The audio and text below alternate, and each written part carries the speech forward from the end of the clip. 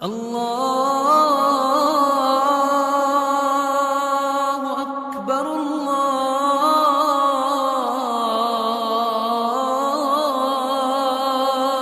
اکبر۔ اور حضرت عمر رضی اللہ تعالی عنہ کا آپس میں دوستانہ تھا۔ انہوں نے ایک دن بیٹھے بیٹھے عہد کیا کہ ہم میں سے جو شخص پہلے فوت ہو گیا وہ دوسرے کو خواب میں ملے اور قبر کے حالات بتائے۔ اچانک حضرت عمر کا وصال پہلے ہو گیا۔ سال کے بعد حضرت عمر خواب میں ملے۔ اس نے کہا عباس مجھے وعدہ تو یاد تھا لیکن سخت حساب آن پڑا تھا تو میں تو اس کے اندر لگا رہا، تو اب کیا ہوا؟ کہا پھر اللہ نے کہا چلو اس کو یوں ہی معاف کر دو۔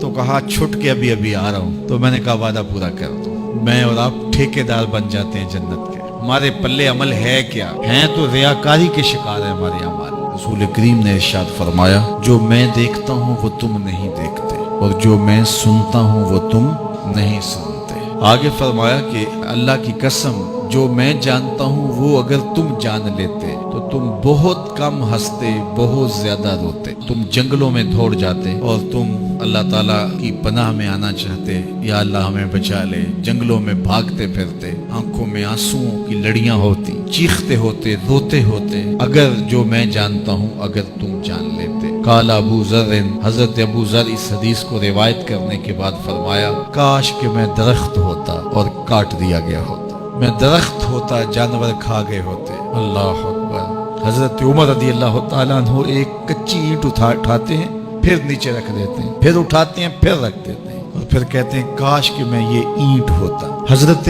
سیدنا صدیق اکبر رضی اللہ تعالیٰ عنہ درخت کے نیچے بیٹھے تھے، ایک چڑیا ایک شاخ سے اڑ کے دوسری شاخ پہ جاتی، وہاں سے اڑ کے پھر دوسری شاخ پہ آتی۔ حضرت صدیق اکبر رو پڑے، کہا چڑیا کتنی موج میں ہے، جس شاخ پہ چاہے بیٹھتی ہے اور قیامت کے دن تیرا حساب بھی نہیں ہوگا۔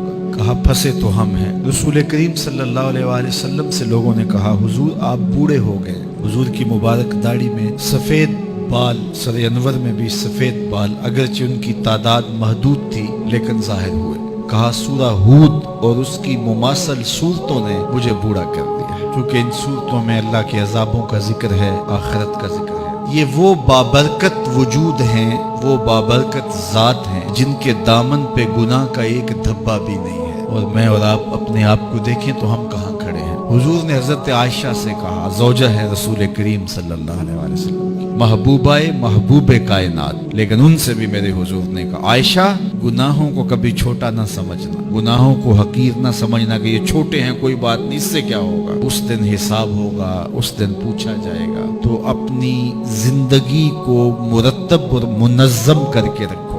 ہم بہت سارے گناہ دائیں بائیں دیکھ کے کرتے ہیں۔ جب ہم معاشرے میں برائی پھیلی ہوئی دیکھتے ہیں تو ہم کہتے ہیں کہ دیکھو نا یہ سارے کر رہے ہیں تو میں ہی بہت متقی آ گیا ہوں جی، دائیں بائیں دیکھ کے گناہ کرتے ہیں۔ پھر ہم کہتے ہیں فلاں بخشا گیا تو ہم بھی بخشے جائیں گے۔ اچھا اگر وہ نہ بخشا گیا تو پھر جہنم میں جانا قبول ہے؟ تو دائیں بائیں دیکھ کر دلیر ہو جاتے ہیں۔ تو آئیے ہم اپنی آخرت کے لیے سوچیں، اپنی زندگی کو اچھائی کی راہوں کا مسافر بنائیں۔